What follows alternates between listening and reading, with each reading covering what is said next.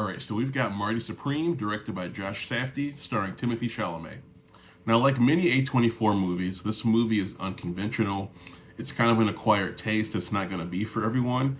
But for me, I enjoy these types of movies, and I really enjoyed Marty Supreme. So first, I think the strongest thing about this movie are the performances. I think Timothy Chalamet as Marty Mouser was incredible. We really got to see Timothy Chalamet play a different type of character that he doesn't typically play. I think over the last couple years, he's really been kind of showing his range and, going from Paul Atreides to Dune, Willy Wonka, Marty Mouser.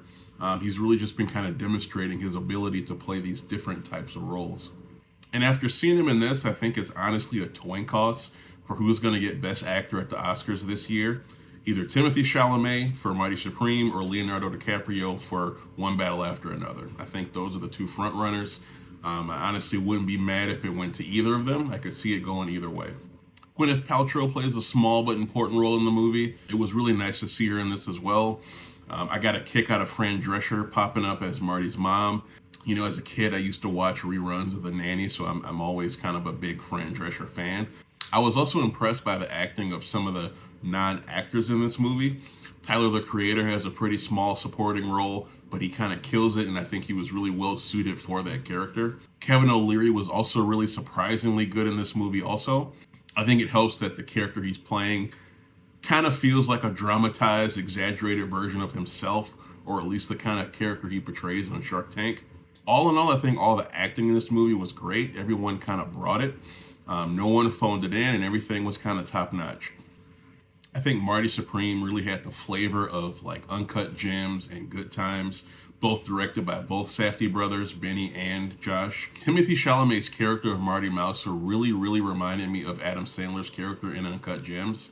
A character that's kind of slippery and greasy, who is so singularly focused on one objective that they kind of ignore everything else around them.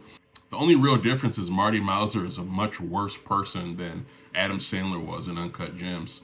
Marty Mouser in this movie really has no redeeming qualities. He's just kind of a dick throughout the entire movie, which is one of my minor complaints about the movies. I think the main character, Marty, is maybe just a little too unlikable. He's selfish, he's rude, he's mean, he's so focused on himself that he gets other people harmed and he doesn't care about it. He's just like a terrible person. And because he doesn't really have any redeeming qualities for himself, I think that makes it harder for you as a viewer to get super invested in him as a character. And going through this movie, you're not really rooting for him, or at least I wasn't, because he's such a scumbag. I wasn't like super invested. I didn't care if he kind of succeeded or not. I was kind of just sitting as a viewer watching the story unfold, but I wasn't really in it or cheering for him to win. And by the time you get to the point where he's possibly wins or not, I wasn't super invested. I didn't really care if he won or not. I wasn't with him on the journey. Now, I enjoy movies and shows that have like flawed protagonists, but I do think there's a fine line in like giving that character just enough to make the audience still care about the character.